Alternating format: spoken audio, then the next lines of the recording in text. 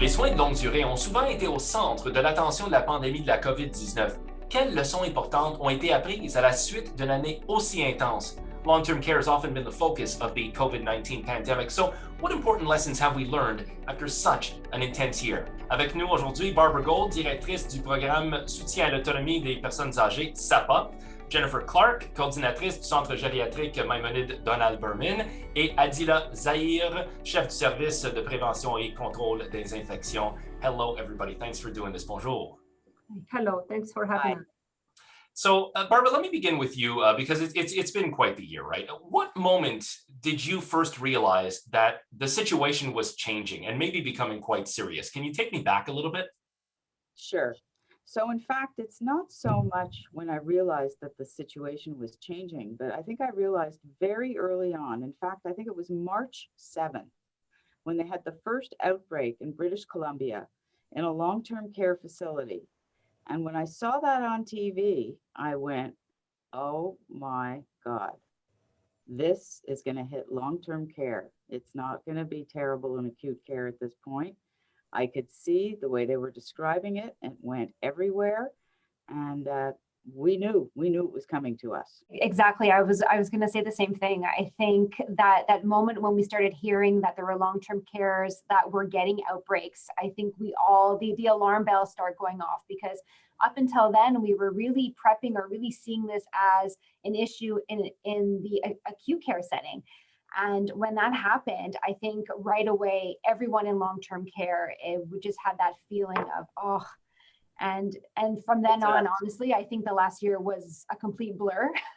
But yeah, that was definitely a moment when we realized that it was coming. And I think for me, just to add as well, the moment when we were setting up our cohorts, that was huge. I remember taking a snapshot of the cohort in the process of, the building phase of it, putting beds and how many beds we would need. And we started off with 10 beds and we're like, oh, that's a lot of beds. We're not going to need 10 beds. Maybe we might need a few more.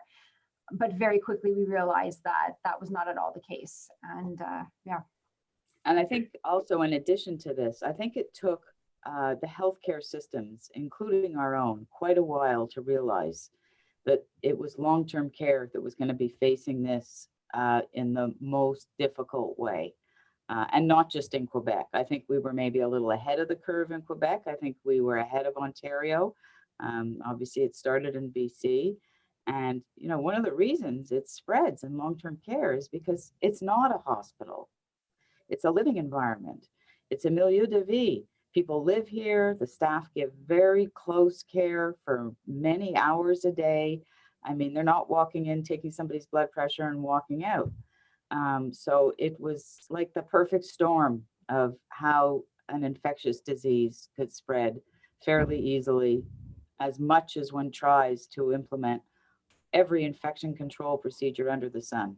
And we got better, but the only thing that really works really is the vaccine. And it's a great segue too, Barbara. Adila, question pour vous. Quels ont été les défis les plus importants du point de vue de la prévention et du contrôle des infections? Et quelles sont les différences peut-être avec les autres installations dans notre CIUS? Oui, en fait, déjà, comme Barbara a mentionné, il y a le concept milieu de vie. Déjà là, les CHSLD ne sont pas vraiment équipés pour une telle éclosion de telle ampleur. So the main challenge is really that they're not oriented towards aggressive IPAC measures. And also in terms of PPE stations, cohorts and all that. All this to say, the main challenge remain really the fact that in acute care, for example, if you have a positive patient, COVID, you can easily remove him from the room, make some room switches, create a cohort. It can take a few hours.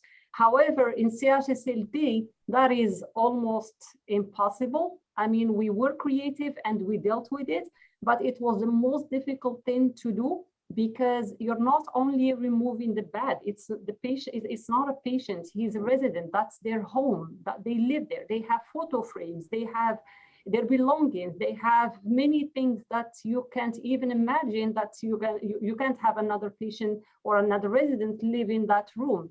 So that was a challenge. The other challenge also was the fact that it doesn't take much to an elderly to get disoriented when you remove them from their environment, their habitual and usual environment. So that was something to take under consideration. So I would say— Did you know that before, Adila? What is it? Did you know that before? I think you learned that when you came into long-term care. I have to say, I learned a lot with this team. Barbara, Jennifer, the head nurses, I learned a lot because IPAC has the expertise for sure to put the IPAC, to actually recommend the IPAC measures, but you guys, you give us the guidelines in terms of what dynamic the floor has. So yeah, that was the main challenge, is to create hot zone that accommodates the patient with every aspect of other non-IPAC related issues. Mais l'autre chose, Shaun, c'est que dans les établissements de longue durée, nous sommes toujours pleins 100%. Alors, il n'y a pas les lits qui ne sont pas occupés. Il n'y a pas les unités qu'on utilise pour quelque chose d'autre. Alors, pour déménager quelqu'un, ça devient très compliqué. C'est ça. Puis, plus que ça, avant que ça commençait en février, puis peut-être au fin de janvier, tous les hôpitaux ont transféré le maximum nombre de NSA, les clients qui attendaient longue durée, puis on était comme plus que parfois 100%. So being at over 100% or 100% occupancy, it doesn't give you any wiggle room.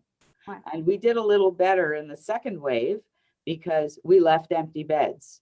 We didn't fill them all, and we took part of a unit that was empty to turn it into a cohort, as opposed to having beds in the synagogue and beds in the gym and beds in the staff lounge, which were, not really set up to receive clients, didn't have all the services.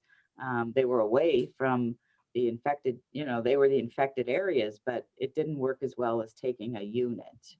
It's amazing. It's all the logistics, all that behind the scenes stuff that I think the average person really doesn't, get a sense of this. It's sort of what I spoke about with Lucy Tremblay on a recent edition of our Your Health podcast. There's so much that goes into it, and it makes things very, very, very complex on a daily and sometimes hourly basis.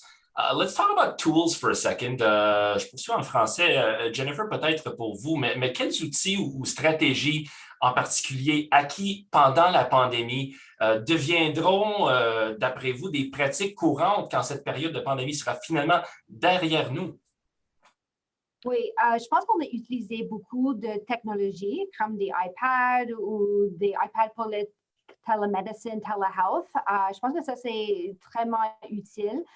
Surtout quand les familles n'étaient pas ici en contact avec les résidents, on avait une moyenne d'avoir un contact avec la famille, comme faire un FaceTime, et même avec les médecins. Des fois, les médecins ne pouvaient pas être ici 24 heures sur 7, alors on fait un vite appel avec l'iPad et on utilisait cette technologie. Et je pense que dans le futur, à cause de ça, on va utiliser plus en plus de ces technologies aussi. Anybody want to piggyback on that? Some of the tools that you've learned that you've learned during the pandemic, but you see as becoming just a regularity once we get through this. I think we learned to improve our communication, our written communication. I think we now have email contacts for all the residents, and whereas before we sort of were halfway having it and not having it, it's much more standardized now. And I think it'll just have more, as a result, we'll have more regular communication to family members, either individually or as a group, about what's happening. And you can do it instantly with an email and a push of a button. We don't have to start producing all these fancy newsletters. And so we didn't do very well at the beginning, but I think we're doing much better now. And I think that's something we learned and we will keep doing as we go forward. Adila?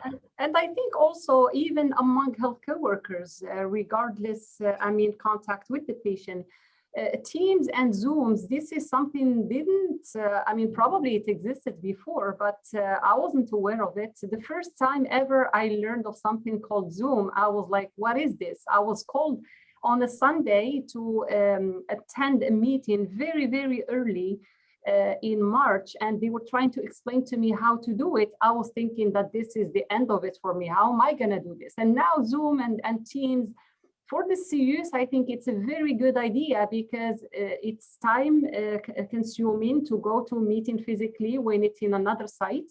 So I think this is something to stay, and we can only reinforce it. Barbara, let me ask you this, because obviously the pandemic has had a physical toll and a tremendous physical toll, but there's also been an emotional toll to this too. In your opinion, in hindsight, when you look at how the residents and really their families by extension, have been taken care of through all of this, what are you most proud of? Is there anything that you would have, liked to have done differently? You mentioned communication. I know we've talked about the digital health aspect, but what are you most proud of? And is anything that pops to mind that you would have liked to have done quite differently now, knowing what you know? Well, I think what I'm most proud of, and I think that our CUs should be most proud of, is how we all work together, and that we weren't standing alone trying to face this by ourselves. When you look at what happened in Ontario with all these standalone nursing homes, who basically, if they didn't have a very close relationship with a big hospital, they didn't have support from anybody, whether it was IPAC, whether it was technical services, whether it was nursing support. I mean, they had nothing. And because we're part of a CIUS, even though we had a little infection control division before, and we had this and we had that, we had access to the best of everything through Adila and her team, through Dr. Parks and Dr. Longtan. We wouldn't have had that if we weren't part of the CIUS. So I think that's something for all of us to be really proud of. I think as difficult as it was handled in a much better way because of that. Going forward, I think what's going to happen is, I think long-term care centers, which for the last 20 years have been built with private rooms, will continue to be built with only private rooms, because one of the big issues was people sharing rooms, even if it was just two, and we still have some two-bedded rooms. So we have to eliminate that. And I think we have to improve the standards in long-term care from a building point of view, a systems point of view, maybe not up to the same level as a tertiary care hospital, but ventilation-wise, and we see where we're going in the future. So they're going to have to build these places being a little bit more robust. For the last 20 years, they've been focused on fires and sprinklers and this and that. Well, now we better be focused on pandemics and what's going to happen going forward in terms of future infectious diseases coming into group living settings. It's a whole different kind of fire that you need to be prepared to put out, I guess, right? Exactly. It's really interesting. And that's the fascinating thing for me with all of this, as we have these leadership discussions as we look back on this anniversary of the pandemic, which it's still hard to believe that it's already been a year, but we look back on what we learned. Not but we hard also to believe from our point of view. No, I suppose that's true. Hard to believe it. Depending on where you're sitting, I suppose, but it's been a bit of a blur for most. But we look back on what we've learned, but we also try to look ahead. And you mentioned a bit of that. Donc, en terminant, Adila, Jennifer, quel est l'avenir des soins de longue durée dans 1 an ou même dans 5 ans? Where are we with long-term care in maybe, a year's time, 5 years' time? I asked this question of our digital health panel, but in terms of long-term care, what are your impressions after what you've seen as we go forward into the future?